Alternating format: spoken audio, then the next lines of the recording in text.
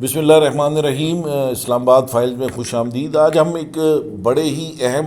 موضوع پہ بات کریں گے۔ ہندوستان جو ہے وہ اپنی جو اسٹیٹ سپانسرڈ ٹیررزم ہے اس کی پالیسی سے بالکل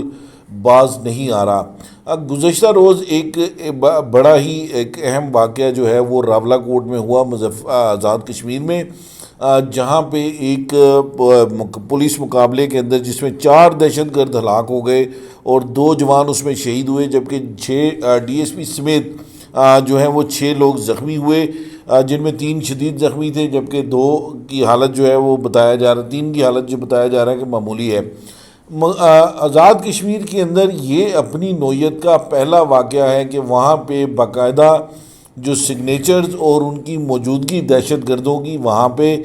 نظر آئی ہے۔ اس سے پہلے جب سے پاکستان جو ہے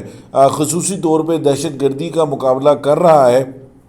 گزشتہ 2 دہائیوں سے، اس وقت سے لے کر کبھی بھی آزاد کشمیر کے اندر کسی قسم کا نہ تو کوئی واقعہ ہوا، نہ کسی ٹیررسٹ کی کوئی بھی پریزنس وہاں پہ کوئی اس کا سگنیچر نظر آتا، لیکن یہ ایک پہلا واقعہ وہاں پہ ہوا ہے جس سے یہ بات ثابت ہو رہی ہے کہ جو وہاں پہ انڈین لیڈرشپ ہے، جس میں ان کا فارن منسٹر ہے یا ان کا ڈیفنس منسٹر ہے، وہ جب یہ بات کرتے ہیں کہ آزاد کشمیر بھی وہ لے کر رہیں گے اور وہ انڈیا کا حصہ ہے، تو اس کے پیچھے جو چھپی ہوئی بات ہے، جو اس کے پیچھے جو اسٹریٹجی ہے، وہ صاف نظر آ رہی ہے۔ تو اس حوالے سے سب سے پہلے ممتاز بھٹی صاحب سے بات کریں گے۔ بھٹی صاحب، آپ اس واقعے کو کیسے ڈی کوڈ کرتے ہیں کہ یہ کیا منظرنامہ ہے؟ دیکھیں عمران صاحب، آپ کو پتہ ہے کہ کشمیر کے اندر ایک مذہبی ماحول تو موجود ہوتا ہے، بڑے عرصے سے ہے، اور لوگ جو ہے وہ ایک ٹلٹ رکھتے ہیں، مگر وہاں پہ بڑی ریزسٹنس تھی، بالخصوص ٹی ٹی پی کے حوالے سے،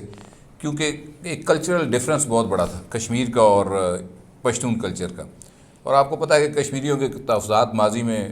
جو پشتونوں کے حوالے سے رہے ہیں، مگر یہ انسیڈنٹ جو ہوا اس میں یہ لڑکا پہلے اسلام آباد میں بھی رہا ہے، یونیورسٹی اسٹوڈنٹ بھی رہا ہے، اور اس نے جو منسٹر کشمیر تھے عمران خان کے، یہ علی امین گنڈاپور، ان کے اوپر جوتا بھی پھینکا تھا، جوتا مارا تھا، ان کو جوتا مارنے کی کوشش کی تھی۔ اس کے انتہا پسندانہ نظریات تو موجود تھے۔ اب اس کے پیچھے جو اس نے آرگنائز کرنے کی وہاں پہ ٹی ٹی پی کو کوشش کی، اس کے اوپر ابھی کافی کچھ آنا باقی ہے۔ ابتدائی جو آئی جی کی اسٹیٹمنٹ آئی ہے اس وقت تک ہمیں وہی اویلیبل ہے، کیونکہ وہاں پہ کوئی اسٹوری اس سے پہلے اس کے اوپر نہیں ہوئی تھی۔ البتہ یہ درست ہے کہ ایک طویل عرصے سے وہاں پہ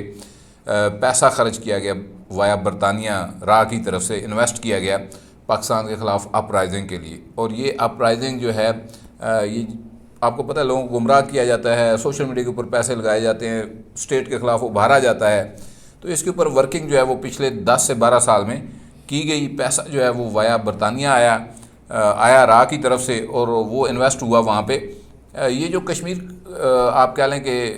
کا احتجاج ہے، اس کے بھی اگر کچھ لوگوں کے آپ ڈانڈے شانڈے اٹھائیں تو یہ اسی نیٹ ورک کے ساتھ ملتے ہیں۔ یہ ذرا مذہبی ٹچ اس میں آپ کہہ لیں کہ ٹی ٹی پی کے ساتھ رابطے شابطے تھے، ڈیٹیل ابھی آنا باقی ہیں۔ ابتدائی خبر آئی جو آئی جی نے وہاں پہ پریس کانفرنس کی ہے،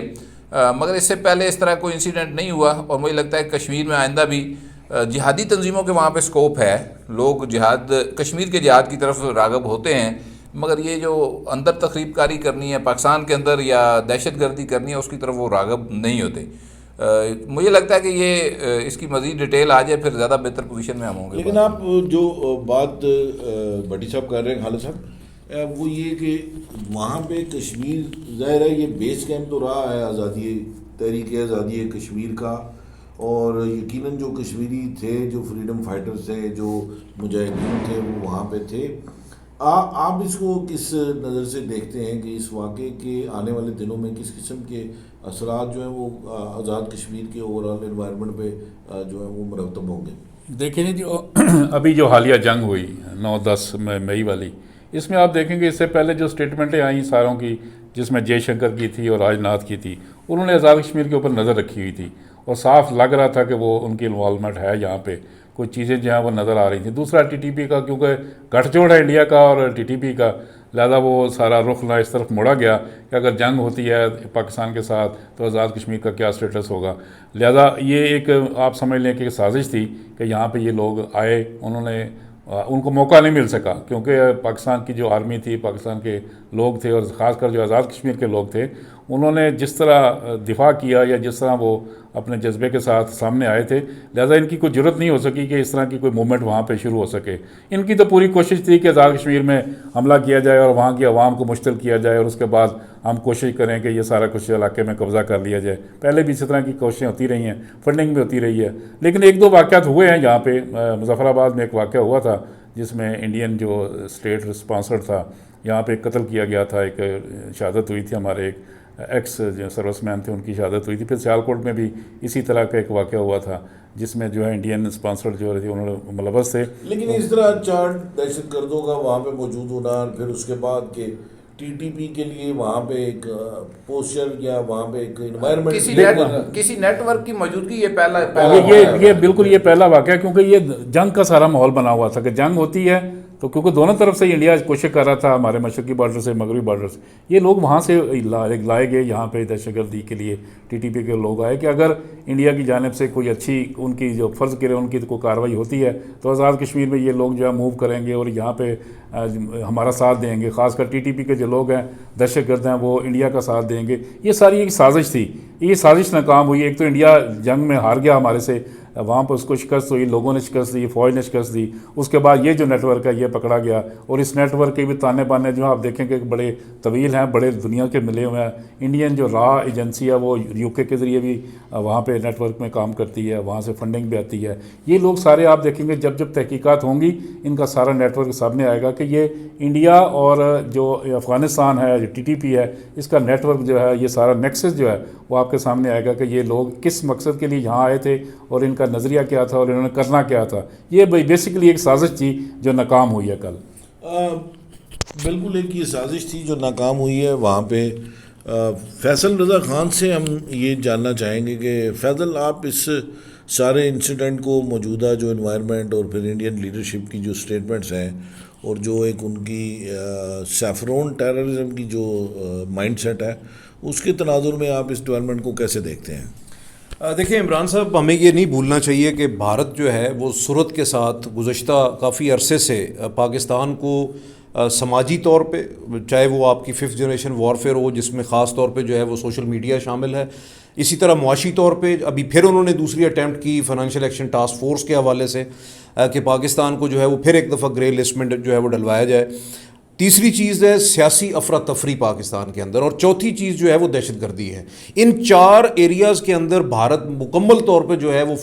فعال کردار ادا کر رہا ہے۔ نہ صرف افغانستان کی سرزمین استعمال ہو رہی ہے، ایران کی سرزمین استعمال ہو رہی ہے، بلکہ کینیڈا، امریکہ، خاص طور پہ برطانیہ اور دیگر ممالک جو ہیں یورپ کے، وہاں پہ خاص طور پہ جو ڈائسپورا رہتا ہے، اور خاص طور پہ ایسے ولنریبل لوگ جو کہ کمزور ذہنیت کے ہیں، جو کہ جن کو ٹریپ کیا جا سکتا ہے، ہنی ٹریپ کیا جا سکتا ہے، لالچ میں لایا جا سکتا ہے، تو ایسے لوگوں کو وہ ٹریپ کرتے ہیں دوسرے، تیسرے، چوتھے ٹیئر کے اندر۔ ظاہر ہے کوئی بھی خفیہ ایجنسی سامنے نہیں آتی، اور ان کی فنڈنگ جو ہے وہ کئی ذرائع سے ہوتی ہے۔ میں پہلے بھی کئی دفعہ اس پلیٹ فارم سے، اسلام آباد فائل سے یہ عرض کر چکا ہوں کہ اس میں ہنڈی، حوالہ اور جو آپ کے مختلف جو ہے وہ بٹ کوائنز اور اس قسم کی ڈیجیٹل کرنسیز ہیں وہ استعمال ہوتی ہیں۔ گیمز کے چیٹ رومز استعمال ہوتے ہیں ڈسکشن کے لیے، پلاننگ کے لیے اور اس کو ایگزیکیوٹ کرنے کے لیے۔ اب دیکھیں نا، یہ کوئی اچنبھا نہیں ہے کہ 28 مئی کے دن جو ہے وہ ایک آپریشن ہوتا ہے ان دہشت گردوں کے خلاف، ایک پورا منظم گروہ وہاں پایا جاتا ہے۔ وہ جب ان کو جو ہے وہ سرکل کیا جاتا ہے تو وہ باقاعدہ فائرنگ کرتے ہیں، گرینیڈ پھینکتے ہیں۔ اس کا مطلب یہ ہے کہ ان کے پاس سارا ایکوپمنٹ، معاملات تھے۔ اچھا، پھر یہ 17 اپریل 2025 کو اس سے پہلے یہ آئیڈینٹیفیکیشن ہوئی تھی کہ ڈاکٹر عبدالرؤوف نام کا ایک بندہ جو کہ افغانستان میں ہے، وہ کئی کشمیریوں کو لبھاتا ہے، ان کو وہاں لے کے جاتا ہے، ٹریننگ کرواتا ہے، اور پھر اس کے بعد یہ نیٹ ورک سامنے آنا، یہ ایک منظم پورا سرکل ہے۔ اب راج ناتھ سنگھ بھی اسی دن یا اس سے ایک دن پہلے بیان دیتا ہے اور وہ کہتا ہے کہ کشمیر ہمارا اپنا ہے، کشمیری ہمارے اپنے ہیں، آج نہیں تو کل وہ واپس آئیں گے، اور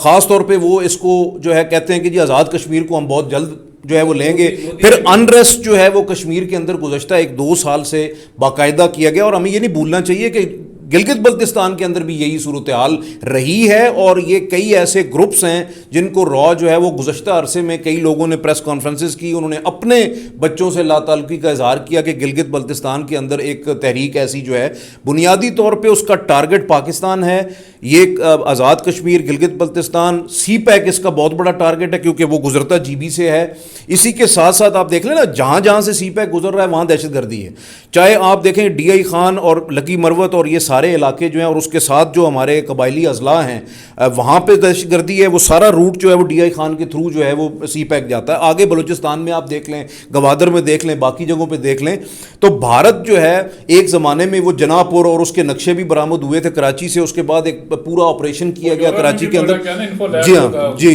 डिसइंफो लैब जो है वो यूरोप से आया। तो ये पूरी एक मुनज़्ज़म जो है वो कार्रवाई है, भारत इसके पीछे है, भारतीय हुकूमत रियासती सतह पे ये दहशतगर्दी कर रही है। रॉ जो है वो मुकम्मल तौर पे फ़ाल है, और ये इस जंग के दौरान जो 6 मई से लेकर 10 मई तक लड़ी गई एक महदूद जंग थी, उस दौरान भी भारत से ये बयानात आते रहे, उनका मीडिया ये प्रोपगेट करता रहा, और इस वक्त वो शदीद गुस्से में है क्योंकि हजीमत का शिकार है, उनको बदतरीन शिकस्त हुई है, मोदी का ग्राफ डाउन है। बिहार में मुमकिन तौर पे इलेक्शन जो है वो मोदी शायद हारने जा रहा है। ऐसी सूरत हाल के अंदर जो है, या इसमें 2 ऑप्शन है, क्योंकि इंडिया कभी भी जो है वो दहशतगर्दी से पीछे नहीं हटेगा, क्योंकि वो रियासती सतह पे इस मुनज़्ज़म नेटवर्क को चला रहे हैं, पैसा भी उनके पास है, वो फाइनेंस फेंक रहे हैं, असलहा दे रहे हैं, सारी तरीके से वो सपोर्ट कर रहे हैं। तो मेरे ख्याल में पाकिस्तान को जो है वो एक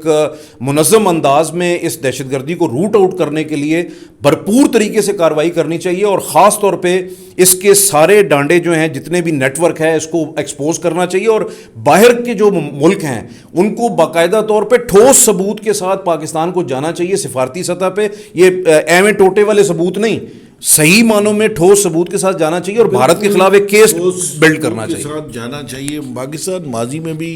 जो भारत की इन्वॉल्वमेंट है उसके हवाले से बड़े सॉलिड किस्म के डोजियर जो हैं इंटरनेशनल फोरम पे और इंटरनेशनल कम्युनिटी को दिखा चुका है। लेकिन मसला ये है कि पाकिस्तान की सफारतकारी जिस अंदाज से और जिस प्रोफेशनल तरीके के साथ होनी चाहिए, शायद उसके अंदर कमी है, या दुनिया पाकिस्तान का मौक़िफ़ तस्लीम नहीं करती या नहीं करना चाहती। आपको अगर हमारा प्रोग्राम पसंद आया तो काइंडली इसको लाइक कीजिए, सब्सक्राइब कीजिए, घंटी और उसके साथ साथ कमेंट ज़रूर दीजिए। बहुत शुक्रिया। अस्सलाम वालेकुम।